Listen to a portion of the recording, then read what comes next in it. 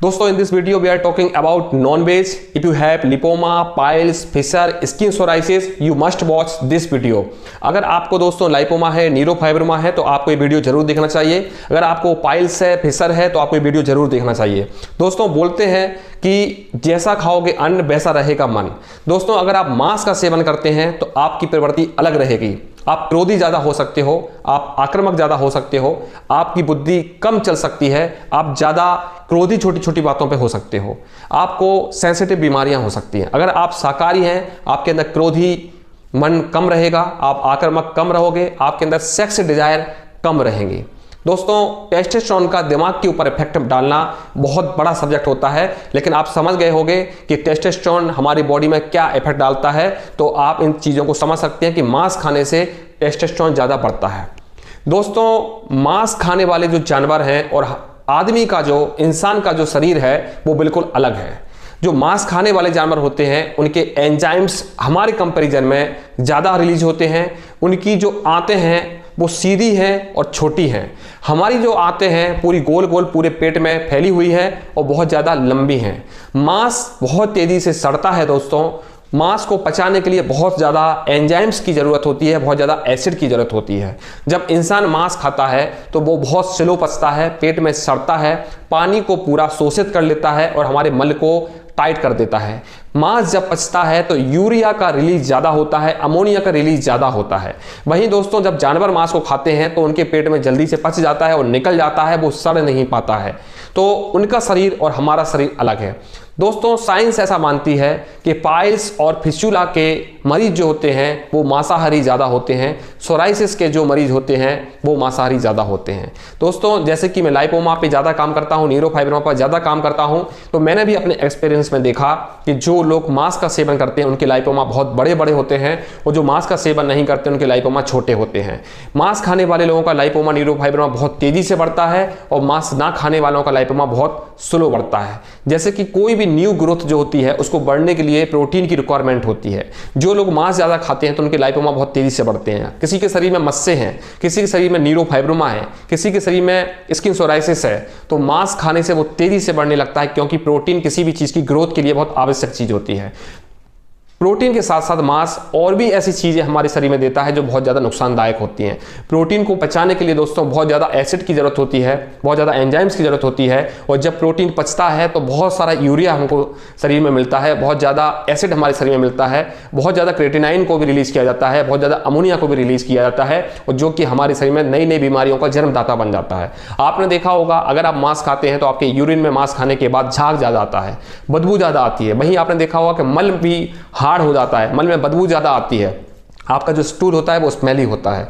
जब आप मांस ज़्यादा खाते हैं तो आपको नींद स्लो आती है, आपके शरीर में हार्डनेस ज़्यादा फील करते हैं, आप अपने शरीर में ताकत ज़्यादा फील करते हैं। उसका कारण दोस्तों वही होता है कि आपके शरीर में हीट पैदा होती है। जब हीट ज़्यादा पैदा होती है दोस्तों तो हमारा शरीर उसको एडजस्ट नहीं कर पाता है, वही हीट हमारे दिमाग के ऊपर चढ़ती है और हम ताकत ज़्यादा महसूस करते हैं, क्योंकि वो कहीं ना कहीं टेस्टोस्टेरोन का सब्जेक्ट हो जाता है और हम आक्रामक ज़्यादा हो जाते हैं। वहीं दोस्तों, आप सात्विक भोजन करते हैं तो आपके शरीर की जो रिक्वायरमेंट है उसके अकॉर्डिंग आपको प्रोटीन मिलता है, आपके शरीर को पचाने के लिए ज़्यादा मेहनत नहीं करनी होती है और आपका यूरिन फंक्शन और आपका इंटेस्टाइन फंक्शन बहुत अच्छी तरह से चलता है। देखा गया है दोस्तों, साइंस ऐसा मानती है कि मांस खाने से हमारा स्टूल ज़्यादा हार्ड होता है, ज़्यादा स्टूल हार्ड होने के कारण से ज़्यादा फिसर होता है, ज़्यादा फिस्टुला होता है, और लाइपोमा कैंसर जैसी प्रॉब्लम भी मांस खाने से ज़्यादा होती है। मांस खाने वाले लोगों का अधिकतर देखा गया है फैटी लीवर भी होता है। शुगर अगर किसी को हो गया और वो मांस भोजी है तो उसका शुगर बहुत ज़्यादा बढ़ता है।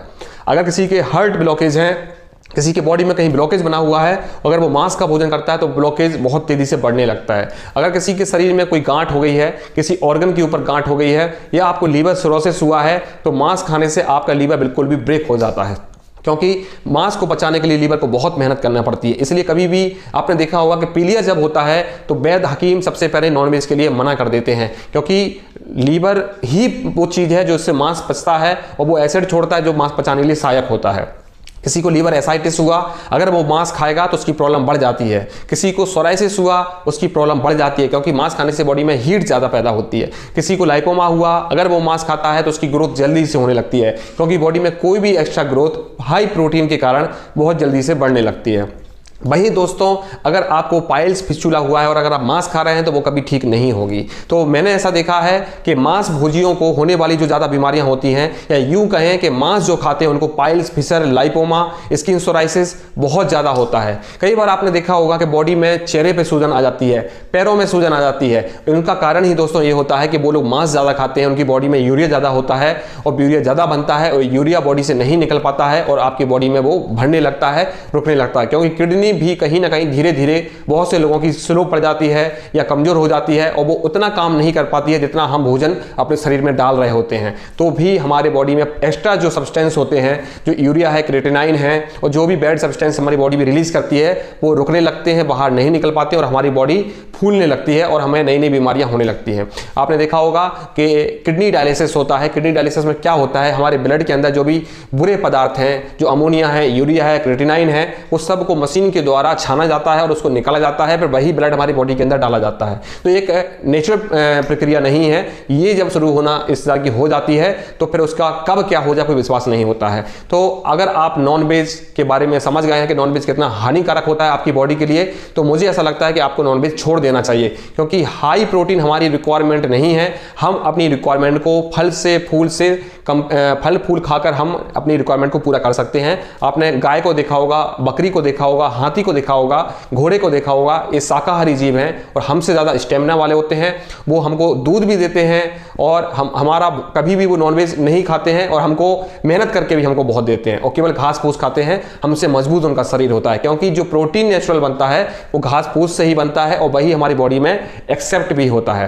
तो आप शायद नॉनवेज के बारे में समझ रहे होंगे। अगर आप बड़ी बड़ी बीमारियां अगर बॉडी में नहीं बढ़ाना चाहते हैं, हमेशा स्वस्थ रखना चाहते हैं अपने आप को, तो नॉनवेज आपको टोटली बंद करना चाहिए और आपको नेचुरल प्रोटीन लेना चाहिए, क्योंकि आपकी बॉडी वही एक्सेप्ट करेगी जो नेचुरल होगा। अननेचुरल प्रोटीन, एनिमल प्रोटीन हमारी बॉडी एक्सेप्ट नहीं करती है।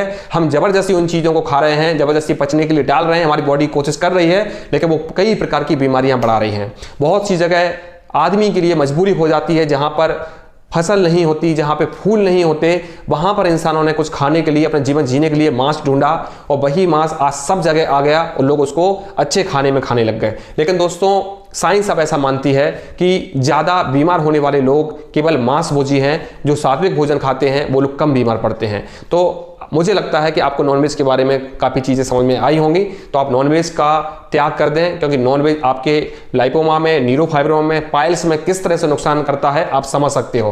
क्योंकि नॉनवेज पचने के लिए बहुत समय लगता है, हमारे पेट में जाके सड़ता है, हमारे पेट का पानी बहुत ज़्यादा ऑब्जर्व कर लेता है और वो आसानी से नहीं निकलता है, क्योंकि हमारा जो इंटेस्टाइन ट्रक है, जो हमारी आंतों की जो लंबाई है बहुत ज़्यादा है और वहाँ तक पूरा पास होने के लिए बहुत समय लगता है और मांस आसानी से हमारे बॉडी का एसिड के द्वारा, हमारे एंजाइम के द्वारा जल्दी पच नहीं पाता है, काफ़ी समय लगता है। तो हमारा शरीर मांस के लिए नहीं बना है। अगर आप सोचते हैं मैं मांस खाता हूं, मुझे कुछ प्रॉब्लम नहीं होती है, तो आज नहीं कल आपको प्रॉब्लम होगी।